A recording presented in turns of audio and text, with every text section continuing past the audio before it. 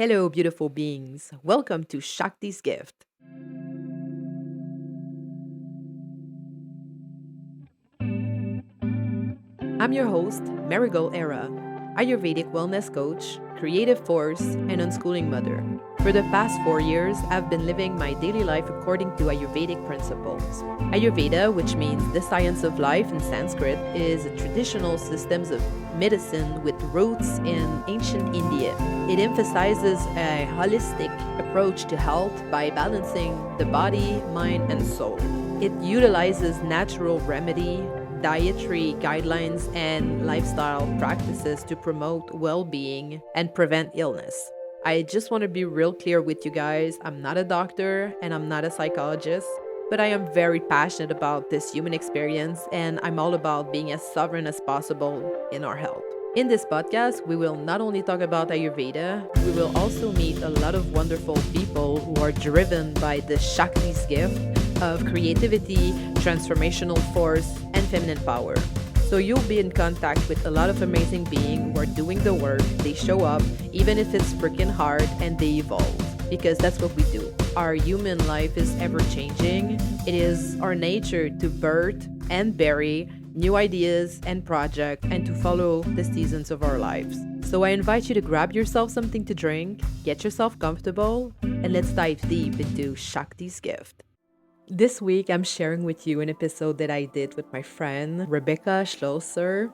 We met through a program on podcasting that we did last fall. And in this program, our teacher was always telling us to do it messy. And it is so funny for me because when I start something, I just never question it and I just run with it. I don't doubt the process of it. And somehow, like, the more I'm doing this podcast, the more I get, like, not perfectionist, but I really like to send out like a product that I'm 100% proud of, according to the abilities that I can have at this moment. And when we recorded this podcast, I had so much fun with her. It was amazing. And I sat down to edit the thing. Like, I'm not usually editing so much, but I'll do like the timestamp and, I'll put the intro in and all of that. And then I got to listen to my voice and I don't know what happened, but my mic at the moment we recorded it, I don't know, it just doesn't really sound good. Like, I sound like I have like a really deep voice, which is kind of funny, right? But it bothers me a little, So not enough that I'm not gonna publish this, of course, but I just wanted to tell you that I'm doing it messy, this one. Like, it happened on another podcast that was very, very amazing. I had so much fun. And it's so funny that it just did that again in this podcast, which I had so much fun. And it was like very natural, It was very easy to talk with her. And we had like a lot of fun. And so, yeah, so I'm publishing this. I'm sorry for my voice. It really sounds weird and it's so foreign for me to just hear it. But, like, we still had like so much out of this podcast. I've learned so much from her and I relate a lot with a lot of stuff in her story.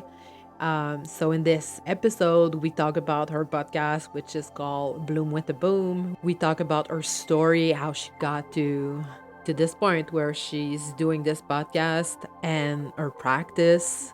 She's a yoga teacher. Rebecca is also on Facebook. She has a Facebook group and she's very active in there, and she teaches class and she does breathwork and yoga session in there.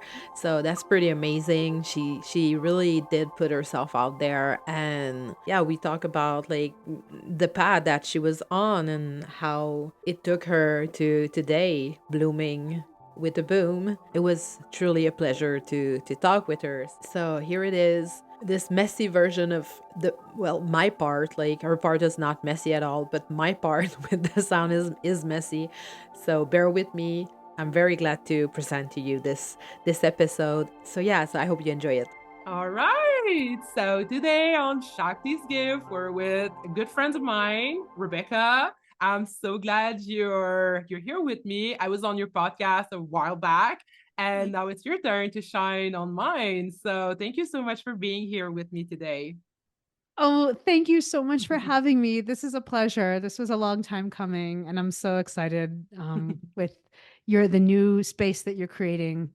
Thank you. So we met in this program where we learned how to podcast. So you have a podcast as well, and so I wanted to talk about it because it's really good. I Yes. really enjoyed it, and every episode I've learned something, and the way you're delivering it, it's just very touching. You know, it's raw, it's authentic. I really enjoyed it. So yeah. Well, thank you. Oh, thank you. That's music to my ears, of course. Thank you so much, Marigol.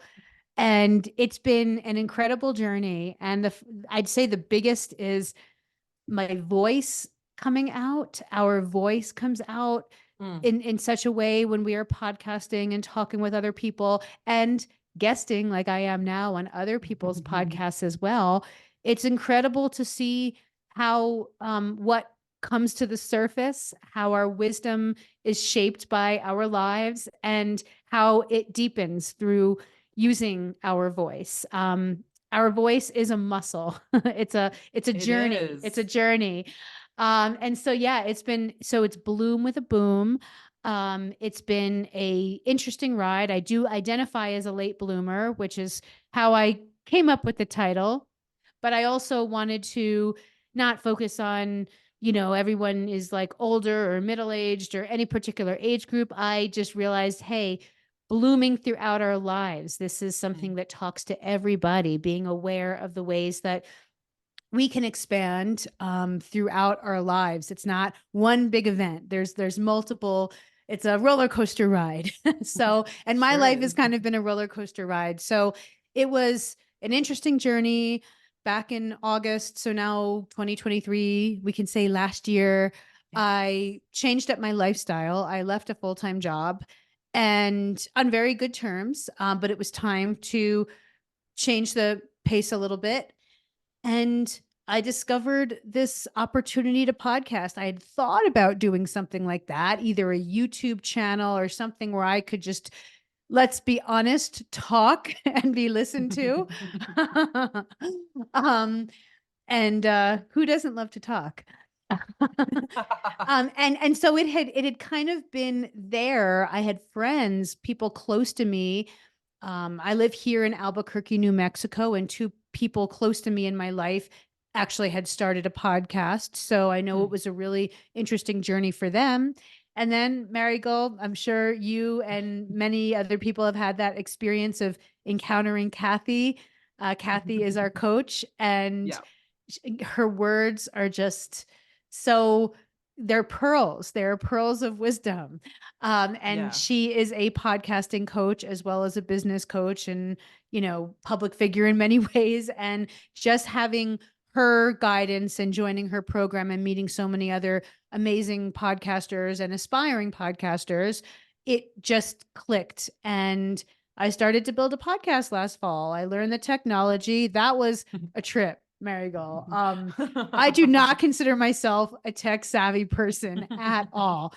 It took a while, even just in my previous job, I kept having this image of what would they say or think if they saw me, the girl that always had tech problems and tech questions, me learning this recording technology. And it's not even that hard, but if you've never done it before, you have to wrap your brain around different things and different software for different things that you Oh yeah. do. So, yeah. Oh yeah. um, It's a journey. It's a journey for sure. yeah. Yeah, and I feel like my voice is coming out more now because I've learned the tech. I don't have so much of that as a Mm. distraction. So now I can just do the interviews and do my solo shares, and there's one always good when the brain has one thing to focus on or at least not Yeah. 10 things. Um Getting over that hurdle was really empowering, and Mm. it was proof to me that when we care about doing something, we'll learn the tools that we have to learn to do them. We're not going to love we might not love every single aspect of the process. So some people might hire, a virtual assistant, or they might have somebody help them.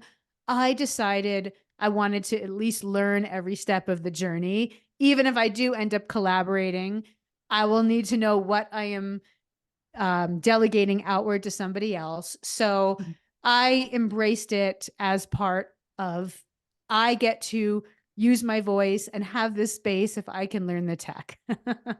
Yeah, and it's such an important lesson too. I was like just talking about that with my kids earlier because they don't want to do stuff they don't like, and I'm like, well, do you think that I like everything that I do? Like while I'm doing this podcast, sometimes it's just sucks, I don't want to do XYZ, but I know the end game and the result that I'm gonna have to that I'm gonna get to share with people, and then I'm like, yeah, just suck it and do it, just do it, Yes. even though you don't like it, because the end result is gonna be great, and so it's a teaching.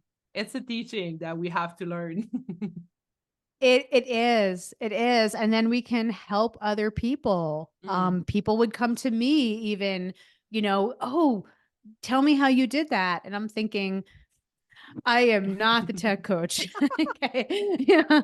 But I was able to answer their questions, or because I had learned it for myself. So yeah, we never know what things will surprise us. And some things we are just going to not like. So, if your daughters start doing something and they get to a point where it becomes successful and they can get help, but Yeah, it's good to know that whole the DIY mentality. process. It's good to kind of know processes, to be able to do it, Yeah. if we're going to be on our own in life sometimes, and sometimes we're on our own doing things.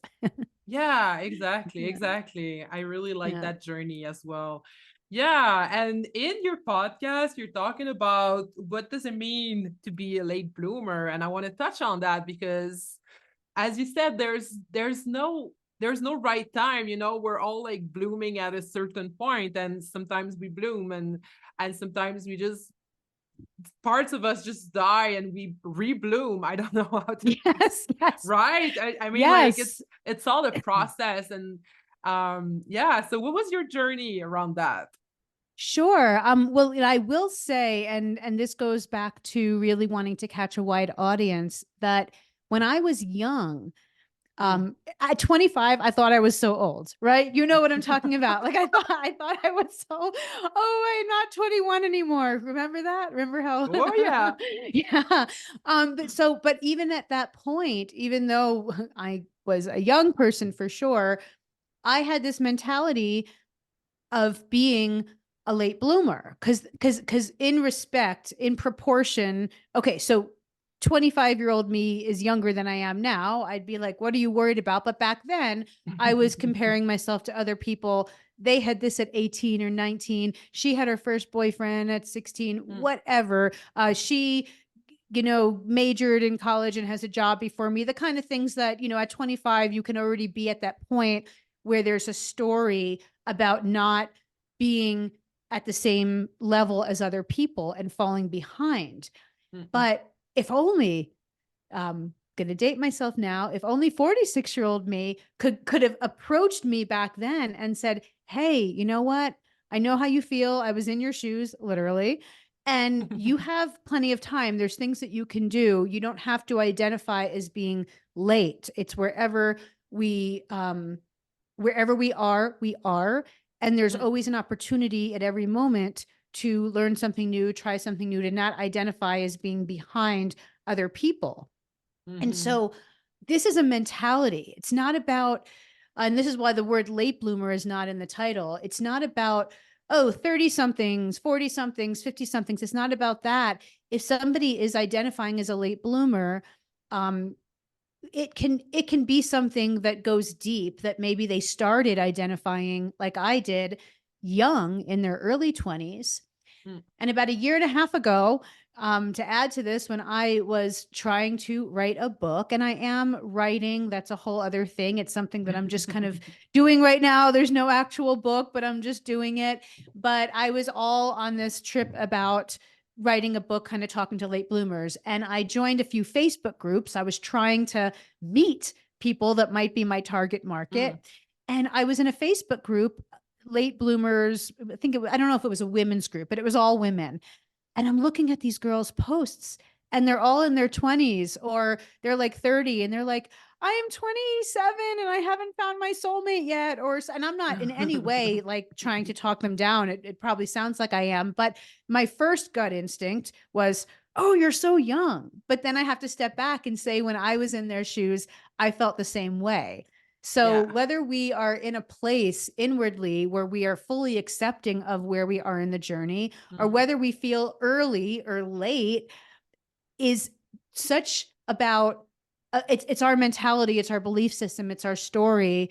Yeah. And I don't believe that it is I almost feel like the person, I feel like the young people should start opening up to this. I want them to listen to this, my podcast, and start to awaken to the fact that they don't have to identify as being late or being behind. And the term Mhm. late bloomer doesn't have to be negative,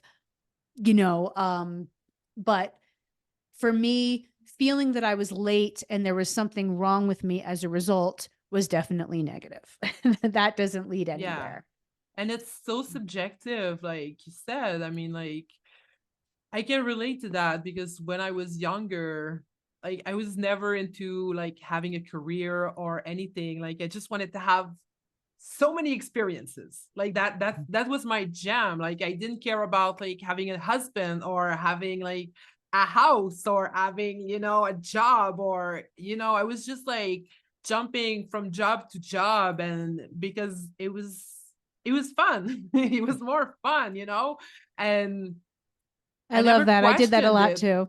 Right. And I never questioned it, up until the point where I got like pregnant, and then my kid was growing up, and I was like, holy shit, I have no job. I have no career. I have to provide for this kid. And then I started to feel like I was late in the game, because I was like in my late 20s, and then I didn't have a career, and then I didn't have like a house, and I was just like renting and traveling, and I was just like, following my flow, and it felt like I was behind. So yeah, and I was just like 27, and it's just like it has like there's no age, to do Nope. XYZ.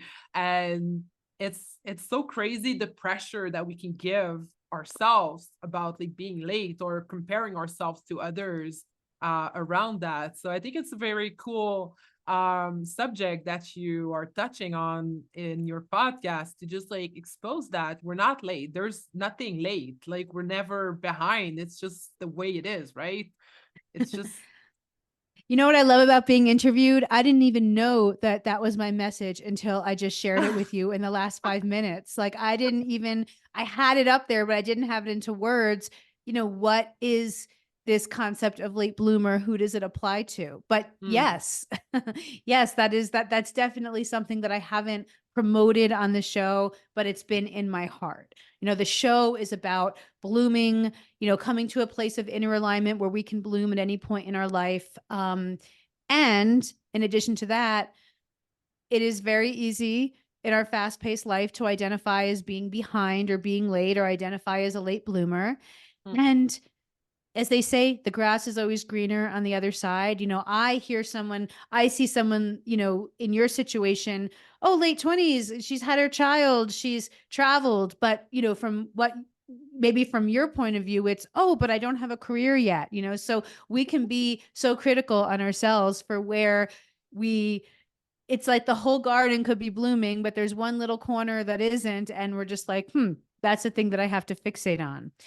yeah. So yeah, I feel the more we build that inner alignment, that love affair with our inner child, with ourselves, that peace that we need, that light, all the good stuff, all the good energy, the more we have gratitude for the blooms, for the things that we are Mm-mm. accomplishing. And it just leads to us being and doing what we need to be being and doing in that, God, that was a mouthful, in that moment. But yeah, exactly. And to trust that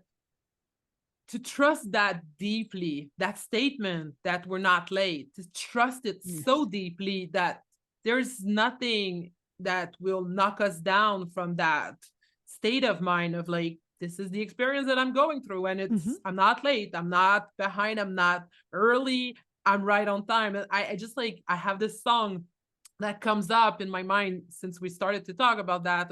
It's Nahko and Medicine for the People. I don't know if you Oh, know I love them. him. Oh, yeah. Yeah, me too. And then he has like this song, I don't remember the title, but it's just like, we're on time. And it's just like, he says that so many times, we're on time, we're on time. And it's just like so right, you know, we're just right on time all the time. Yep. Yep. Yes, I love that. I love that. Thank you for bringing him up. I love that. Yeah. So, And what since was you like, asked, yeah, oh, sorry. I yeah, mean, no, go ahead, go no, ahead. because you had asked me to go a little bit into my story, Yeah, and I'm happy to do that. yeah. If you had another question, though. No, that was, I was going there. We were right on time. Yeah, exactly. Yeah. So my journey began in New Jersey, where I grew up, and in New York, where I spent a lot of time living in my 20s and early 30s. I definitely my 20s and 30s, possibly into the mid 30s, were, you know, training wheels of life. So that's really where I identify as a late bloomer. I was partying, I was having irresponsible kind of substandard type relationships. I wouldn't even call them relationships, more just like, okay, those kind of things that aren't that serious. And the why, you know, how I ended up and why, and going from one job to another. Oh, you know, you could have a field day as a psychologist. You know, things just, like, we all develop our belief system and our ideas early in life. I had attached to a belief system that, you know, I was a little off, that I wasn't good enough, that I wasn't popular. It's amazing how, whether you're popular or not in school, how we build an identity around that.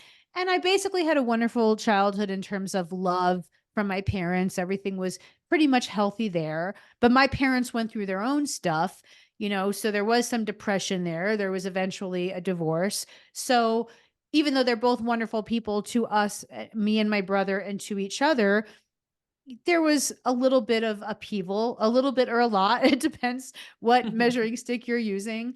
And I fell into a pattern in my 20s and early 30s of partying, dealing with self-confidence issues. And like they say, it's a vicious cycle. Our ideas and moods lead to habits, but then those habits lead to a life condition that just kind of feels yucky. And then we get stuck in this cycle. And in my 30s, I was living in New York, and I discovered a Buddhist chanting practice. Somebody invited me. I was working in a real estate office, and this woman who chants invited me to come join her. And that was an incredible spiritual and holistic experience. And I started chanting. And um, it wasn't my first rodeo in the spiritual and metaphysical world. My father had actually gotten into breath work and other kind of spiritual practices. Um, and he would introduce us as a family to these practices when I was young. And sometimes when you're young, you're like, Dad, I don't want to do this. But I did it, and my love for it kind of meandered here or there, you know, just like it would if your parent is bringing you to do something. There's going to be moments where we resist, we don't want to be our parents, and then moments where we like it and get something from it. But I had that kind of exposure to, you know, metaphysics, thinking positively. We're more than just our bodies and thoughts, all of that at a young age. So it was kind of there. And when I started chanting in my 30s, it was there again. So I don't think that our lives are all shadowy craziness or all spiritual, wonderful holistics. We can have both. I had very rough elements, and I had very healing spiritual beautiful self-evolvement, experiences.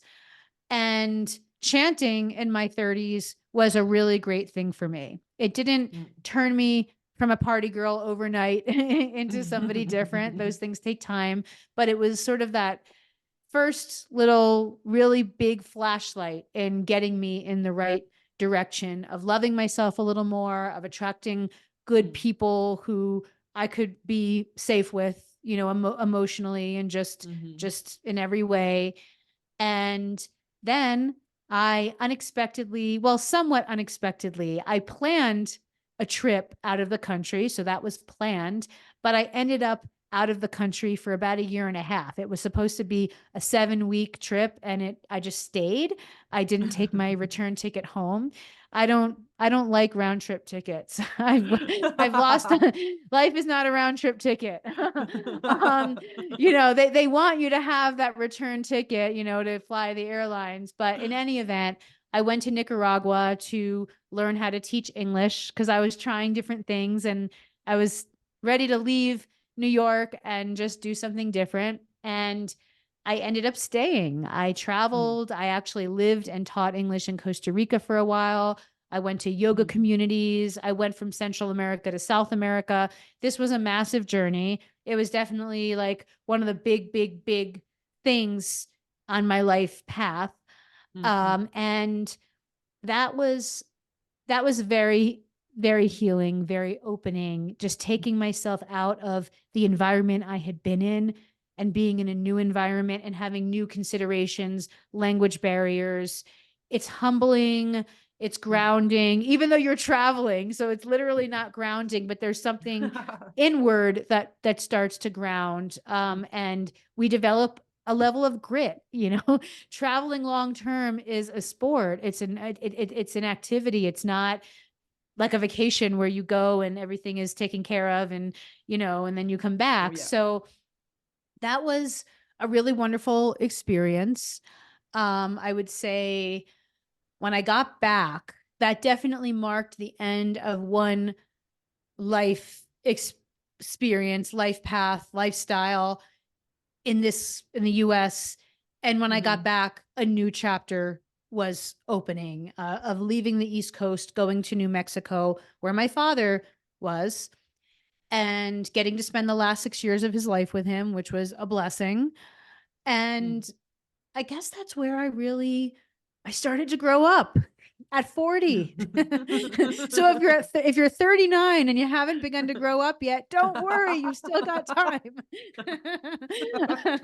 I started to, just adulting. That sounds so boring, but I felt like I had gotten something cleared inside me where I could build a life and build some more stability. And, I, at that point, started a career that I ended up working for the same company for 6 years. And it was a very stabilizing experience. And so that leads me to, where I'm at now. I've been in New Mexico for, it's going on 6.5 years or so. The pandemic happened. Lots of things happened. I met my partner here. There were challenges, parents, leaving us. The pandemic was a challenge, of course, but it's been a really interesting ride. And in the subtitle of my podcast, like that subtitle that we never talk about unless you're looking at the artwork and you see the subtitle, it says wisdom from my prickly path, because life is a prickly path, but New Mexico also has a lot of prickly plants. Oh, yeah. That's a tongue twister. Yeah. You go out for a walk here and it's beautiful, but don't fall on a cactus. The cactus is beautiful too, but it can prick us. So I'm like, okay, that's kind of a good metaphor for the last several years and for life in general. There's ups and downs. And it's been mostly in a really great place. I discovered yoga while I was traveling. Even before I was traveling, I would take classes, at the gym or occasionally at a yoga studio. But when I was traveling out of the country, I learned I got my first yoga teacher training certificate. So I started to teach yoga a little bit, kind of. I'm now getting back into that now that I don't have a full-time job, and through the podcast and just through everything that's happening now, it's calling me a little bit more. Mm-hmm. So bringing yoga into my life, continuing to chant, I've kind of over time come to the realization that we need our tools. We have these tools for feeling good. It's not going to happen if we just eat a cheeseburger, go to bed, wake up, don't do any exercise, turn the TV on, look at our phone. That is maybe for some people. For me, that is not going to bring me into alignment. For me neither. Maybe it was in my 20s, but like growing up, my body just doesn't follow that anymore. It's just not Right? working. Right? Yeah. Remember when it could be like 4 a.m. and you could go to like a food truck? I don't know if they have that where you are, but like a food truck with god awful things in the sandwich, and then you're fine the next day or 2 hours Right? later. Yeah. Yeah, I mean, yeah, the human body, right? I mean, Yes. Yep. gotta roll with the punches. Yes, exactly. I love your story. I relate a lot Thank you. with your story, actually, and when you say that traveling long term, like it's actually grounding, even though it's not, and it's an art to do that. And I've been there, and you're so right. I mean, you're going through all those experiences and you grow so much, even though you move a lot. It's like, for me, it was that traveling bit was something that ingrained something in me that made me want to mature. I don't know. It's weird because even Yeah. like throughout my life, I've never stayed very long in one place. And even though I was like staying near, I was staying in my province in Canada. I was in Quebec, and even though I was like in Montreal and in like in by the sea, or like all those regions, those different regions, it felt like I was traveling all the time, because I was never staying more than a year. Like, I remember that one time I stayed 2 year straight in Montreal, and it was like, oh my God, like I'm just like renewing a buy. Like, it's the first time that I'm doing that. It's like I'm just like I'm just gonna sign this lease again. It's just like, what? Like, it just never happened to me. I was like moving all the time, and it took my pregnancy and that very long travel in the States to actually ground something in me, where I, exactly like you said, I need to go somewhere to just plant my roots, and to try to see. And even then, like, it took me a while to just like, I still like moved a lot. And this year we're staying in one place, and my daughter was like, so we're not moving? And I'm like, no, girl, we're not moving this year. It's like, It's it's like, I like, got my nope. suitcase packed. Yeah, she's like, so where are we going next? And I'm like, nope, we're staying here. Really? We're staying here? Are you sure? Like, and there's something there, there's something there. I was on a podcast recently about home, and she was like, that she was telling me, like, what does it mean to have a home for you? And it was like, I don't know. I mean, I've never, like, home was like wherever I am, because I'm always traveling and I'm always like going through these experiences. And now I'm staying in one place, and it's like you said, that adulting, it's like so Yeah. normal, and it's like almost boring, to just like stay here and fix this house. It's just like, what? That's what we're gonna do. Like, I'm still like convincing myself that since I'm like 5 minutes from the States, I can just like go into like Maine and maybe like feel like I'm traveling, but there's Instead of there's yeah. no, it's like you're traveling from one part of the house to another with whatever needs to be done. I'm just kidding. It's like, not Yeah. only do I have to stay in this one place, but I have to actually keep it up. I'm not the landlord anymore. Yeah. I mean, Like I my mean the opposite. neighbor. I'm not the tenant anymore. Yeah, exactly. My neighbor was like, "So are you gonna cut the grass?" I'm like, "I don't know, maybe." Should I? I don't. I do that. I don't know. Maybe, it's like it's all new and it feels very adult, even though I've never felt like I was a teenager all those years that I was traveling, but there is, like you said, something that is like adulting, like almost like boring, this normal life where you have to cut the grass and you have to clean your window and keep your house like straight, and there's something there that I've never done before, and I'm like 40 and it's like so new. It's like it's so weird. And No, I yeah, hear so you. And I feel yeah. into your story a lot. Because I also did a lot of different places I lived here in the US. And that's kind of roughing it. Even just living in I have to go to I have to go everywhere in Canada. I haven't been anywhere but Montreal. My goodness. Mm, It's like you're going from all these places, and then there's the new application process to get a new place, and then there's packing, and it's cold. Unless you're moving in the summer, I would imagine. And yeah, that can be super. It is almost, yeah, it is like traveling around in a way when you don't really know, okay, this is it, this is going to be the place. And in my yeah. case, I would have that mentality just living in apartments in my 20s, and sometimes not even creating it like a home, not even putting that much Mm, energy in, because I have this mentality, oh, I'm just going to be here for, X period of time. yeah.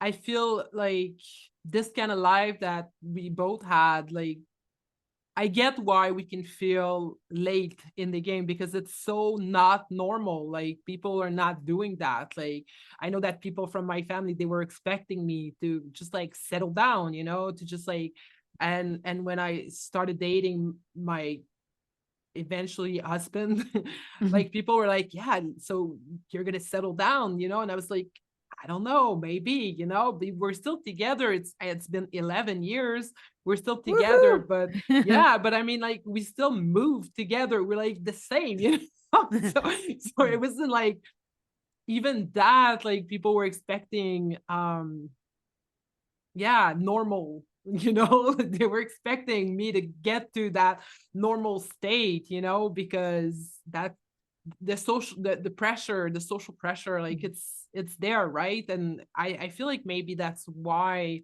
we can feel that pressure of like feeling that we're late or that we're behind Mm-hmm. or something, Mm-hmm. because if I don't, if I just like put that aside, put everything that people were telling me aside, I never felt like I was late in anything. I never felt like I was behind. I was just like going through this human experience, But Yes. then when you bring that forward, those opinions, those like, so are you gonna settle down? Are you gonna like what's up?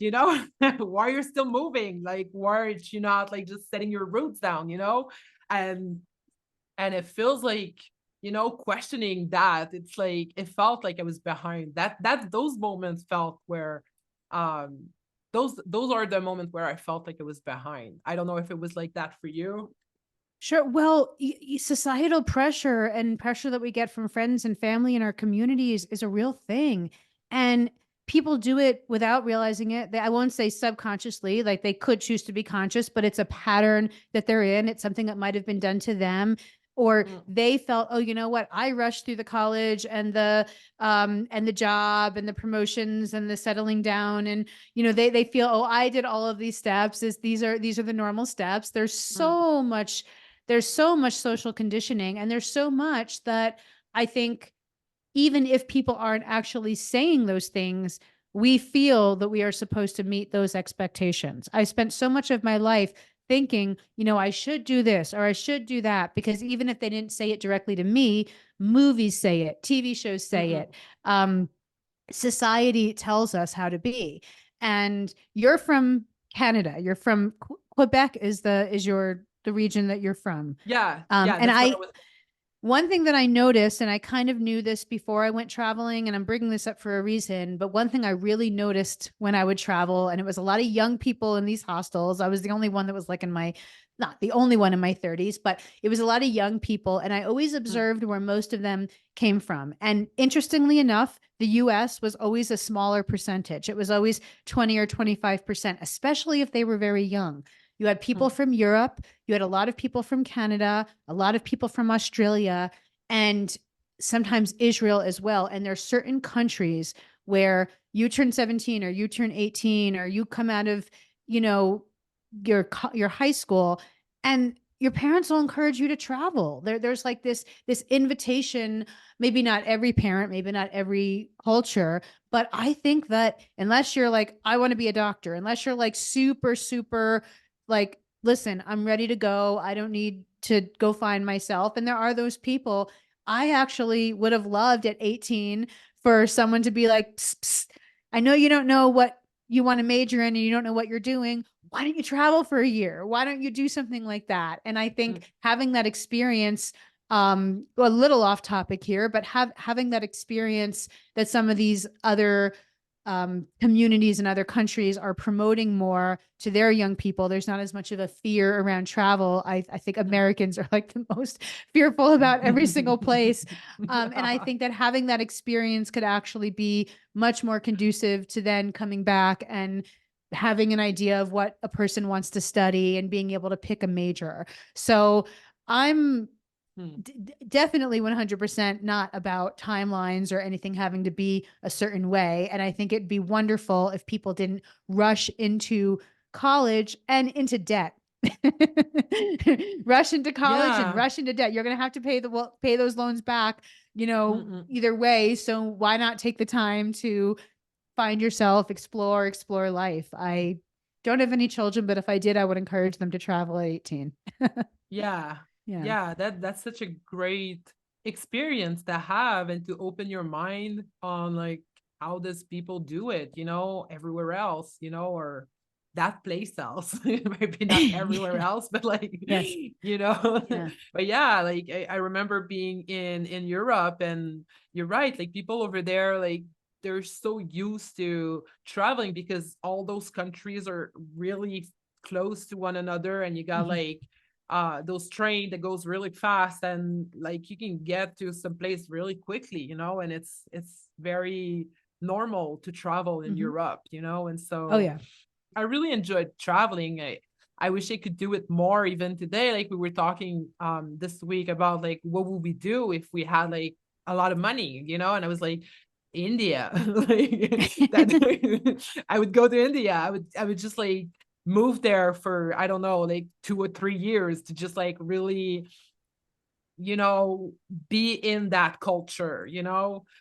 I just did that all my life to just like really set root temporarily in a place to really understand what's going on in there, how does people live, even right now we're planning to stay a little longer, but it kind of feels like the same, where it's just an experience, and I don't see myself growing old here. I don't know where I'm going to grow old. I think that at one point I'm going to have to ask myself that question of, I feel like my body's not going to be able to just like help me go through all of those places because, this is life, the body's going to decay at one point, and I don't know where I'm going to set my roots. But for now, as much as my health is like letting me do it, like everything that I can envision myself doing if I had like a lot of money, I would just like keep on traveling, like maybe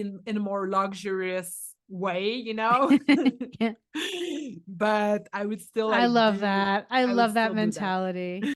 Yeah. And so Um, that's the thing. Like when I was traveling, I was super roughing it. I wasn't really, I didn't have money then. I was going long term, but sometimes you get to a point where you don't travel for as long. So I'm, we either have time or we have money, right? So when we get to the point that we have the money to travel nicely, we also don't have as much time to maybe stay for months and months. So we go and, I've had some Airbnb. I have not left the country since my big trip. That has to happen soon. But I have done some traveling here in the last year or two as the shutdown kind of pandemic kind of went away. Mhm. And my partner and I do Airbnbs, and it's like a wonderful short experience. It's a shorter experience, but it's a whole different experience. You get to go somewhere and really feel held, and have things be easy.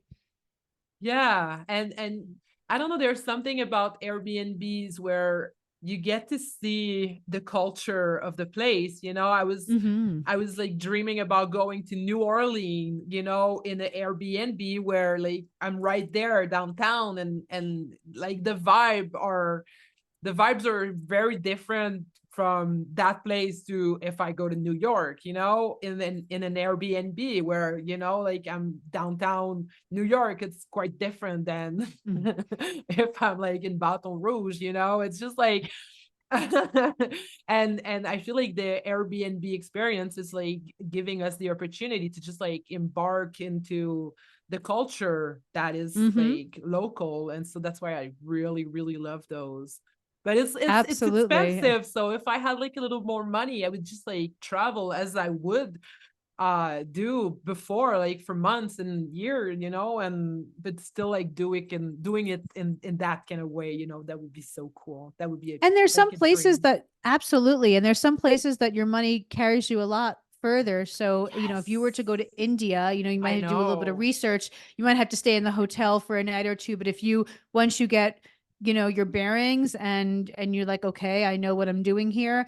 I know that you can get long-term rentals, or even Airbnb rentals. And even some of the places that I traveled to, there were times that I was in hostels, but then there were some places where I was able to rent a place and be in a house, and not Mhm. the whole house is mine, but for if I gave them a month-long commitment or even a week-long commitment, it was quite reasonable.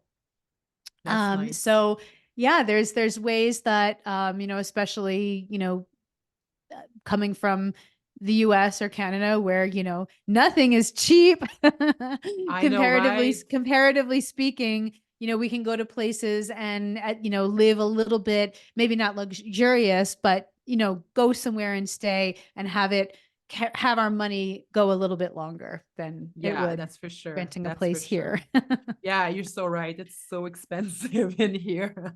So And over expensive. there, like in the US, it's even like more expensive than it is right here. So yeah, yeah, I wanted to talk a little bit more about yoga, since we're all about Yay. Ayurveda here. And I was curious because I think I heard you say in one of your podcasts that you did Kundalini yoga. Is that right? Yes, I took a Kundalini teacher training here, in New Mexico. And that was Oh, so I had done a quick yoga teacher training. It was like go to Guatemala for 3 weeks and stay in a retreat center and get your certificate. And nothing wrong there, but it was the beginning of my journey. I don't think that mm. you go 3 weeks later, you're star yoga. It's we start off and we get better and we get better, just like our coach Kathy says. Yeah. But it was the beginning of my journey where I could actually start teaching it, and that was more of a vinyasa or a hatha style. The Mhm. downward dogs and the poses. And then Kundalini was something that I discovered when I came here to New Mexico. And I mean, I had kind of heard of it before and maybe done a class or two, but it was something that I discovered here. And what I loved about it was a combination of all the things that I love, the movement, the breath work. There's Mhm. even chanting in Kundalini, not the same chanting as my Buddhist chanting, Yeah. but if I have already attuned myself to using my voice, my vocal cords as a healing mechanism, as a way to restore balance, then, these other chants were serving me as well. Also, for multiple reasons, ended up not multiple reasons, but there were some things in the Kundalini community in the US. There were some things around 2020 that happened, and we were in a pandemic, and I taught online for a little bit because that's what everybody did in the pandemic. But again, I was in this full-time job. I had already by now gotten this full-time job, and I didn't, for some reason, going and teaching one class one time a week, for some reason at that time, it wasn't aligned. It didn't click. I guess there was something in me that said, you know, if I'm going to do this, it's going to be my thing. And right now I'm still figuring out what it would look like. I'm still practicing my own practice, and it just, people would enjoy the classes. I would get good feedback, but for some reason it just didn't click in. And now that I have more time, and especially I am talking all the time and being with wonderful women, where the constant invitation is, don't discount your gifts. Don't discredit your gifts. Yeah. Look at, even if it's just the smallest thing that we do, if it can bring ourselves joy and balance and healing, and it can bring somebody else, we don't know what it's going to sprout into. It's not for us to logicize in our head. So with that, breath work has definitely been coming into my life more. Since the podcasting, I feel like just the people that I've met, I'm close with one of the women who was one of our, I guess, on Team Kathy. So Jen Liss, she's a breathwork facilitator. You might know her. So we met, and it kept coming up, whether I was being invited to do someone else's breath work, or whether, I was just wanting to do it more in my own space. And breath work is a part of all yoga. So even in the physical, well, breath work is a part of everything we do. We should be breathing consciously with everything that we do, minus the should. But, it's already a part of physical yoga. And now I'm getting much more into wanting to go deeper with the breath work. So with that, I've said to myself, I keep asking, what's the thing? What's the thing? What's my path going to be? What's the big offering going to be? And it just makes sense to follow this curiosity, to follow this passion. I do yoga almost every day. And sometimes I take other people's classes as well. I mix different styles. I really get so much healing from people guiding me through breath work. I have the ability to do the same, and the puzzle pieces are kind of coming together, that this is something I can offer, whether it's going to be full-time or whether I'm going to, what the details are going to look like, I don't really know. But the podcast is kind of leading me in this direction of exploring that, just by having these types of conversations. And as Jen recently told me, I think I was just talking with her. It wasn't even on a podcast, but as Jen Liss, to bring her up again, I'm bringing her up a lot. Go Jen, go you, Marigol. I bring you, she said, like, have the vision, like if the vision or the download comes, that we hold it, but to hold it kind of loosely, meaning the minute that we start getting into, oh, and I'll open up this and that, and this is my marketing scheme. And the minute we start to plan ahead of where we are, then it's almost kind of like the magic starts to kind of fizzle away. But when we really are staying present, which is what children do, when we really stay present and follow the path, and you're doing it, you're doing these, you did the cleanse, your body is reminding you to do it. Your body's like, okay, there's no way out of this. You're either going to do this.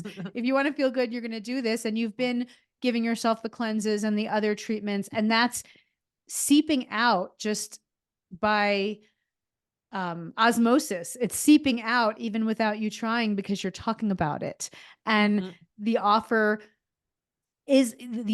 come, the opportunity. Like I had to push myself a little bit. I said, I keep saying that I'm ready to teach breathwork and yoga. Okay, that's it. Friday morning, I'm doing it. I was going to try doing this on Christmas break, or between Christmas and New Year's, didn't happen.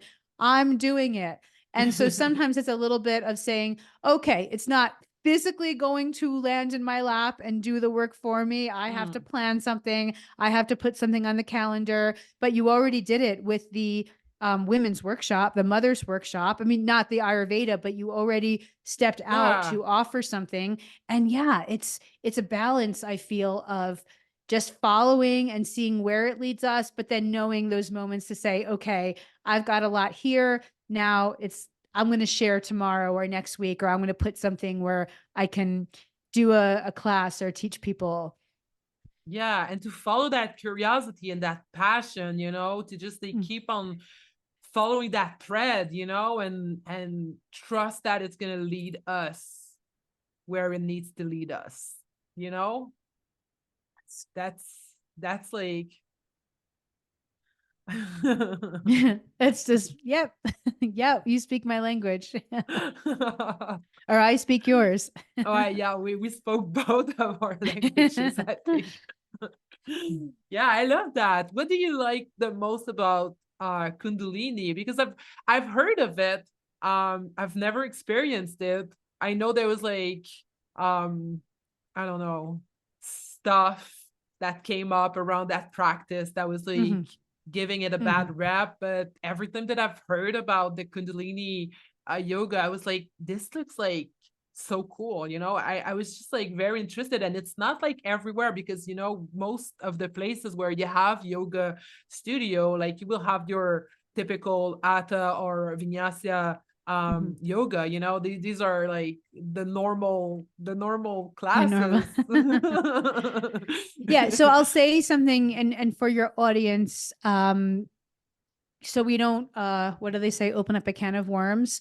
Um there was some stuff, not so much about the Kundalini practice, but about the person that who's no longer with us for many years now, but the person who had brought it to the US. There was some scandalous information that kind of Mhm, came out, and people tend to become very disillusioned when their whole practice, around something is from one person's teachings, and then they find out that that person had done things. And there was a lot that, you could go down the rabbit hole of finding out what that is. And a lot of people who were Kundalini teachers, including some of the people that taught me, were really hurt and just super shattered by that. And there were some people that mhm, stopped practicing, all sorts of things. This is what happens with movements, with practices, with modalities. mm, A lot of times there is one person that, especially some of the newer to us, the newer modalities, there'll be one person that, you know, Pilates, there was a guy, Joseph Pilates. There'll be a person that is sort of attached in people's consciousness to that practice. So mhm, the way that I will address that is,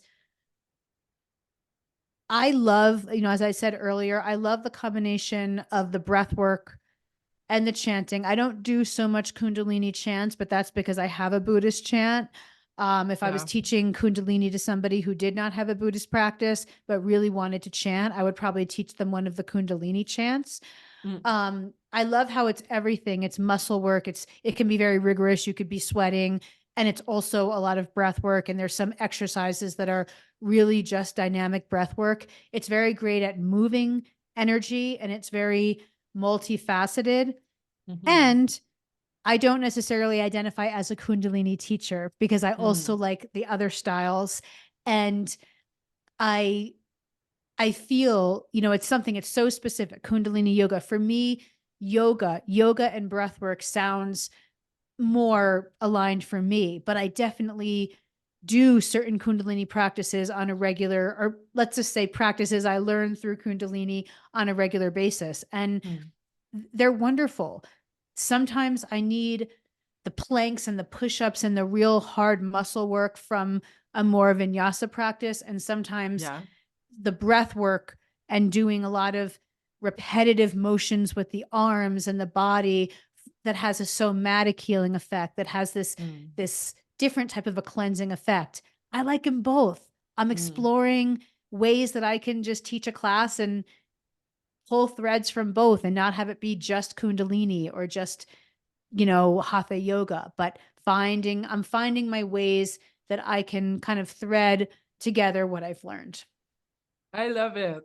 That's amazing. I feel like that's the way to go from now on, generally, because we're so different. We're so like the more we're going through like socially through this human experience, I feel like we get to know ourselves so deeply, and we get to choose, that bit of that, and to create something that's very unique. And I think that's what you're doing. And I just love it, because I feel like this is the future. This is it, like, to be able to just like embody the stuff that meant something, that means something for you, and to bring that forward. Yeah. It's got so many elements to it. Yeah, And we get to decide which ones that we want to focus on, like you said. exactly. Exactly. Well, thank you so much, Rebecca. It was such a pleasure. It was a This joy was. talking with you. It was It very is nice. so natural and so holistic, and that's why I think everybody, if you're not going to start a podcast, guest on one. It's really wonderful. And Marigol, I hold you in my heart. You are dynamite. You are just a ball of beautiful energy and very Thank unique. I you. love talking to you. I love hanging out. Well, it's virtual hanging out, but maybe one day in Well, the physical world. that would be And so thank cool. you so much for having me. This has just been incredible. Supernatural. Supernatural. Super super space natural, but then I'm like, oh yes, supernatural. There you go. Well, it was so nice to talk with you. I'm gonna link everything that you're doing down below Yay. for people to just like see what you have to offer, because it's great, it's amazing, and I love the way you're doing it. Thank you so much for being here with me. It was very fun to be with you again. It was super fun for me as well. My pleasure. Thank you as well. Have a good one. Thank you so much for listening. I appreciate that you're here with me. Please be sure to subscribe, rate, review, and share this episode with people you think might benefit from it. If you need support with your lifestyle and well being, feel free to reach out to me. It will be my pleasure to help you with an Ayurvedic consultation. You can go to my website, marigolera.com, to book a session with me. Remember, in the wisdom of Ayurveda, self care is not a luxury, but a sacred responsibility and a journey of nurturing oneself to foster holistic well being. I wish you an amazing rest of your day. Much love to you, and I'll see you in the next episode.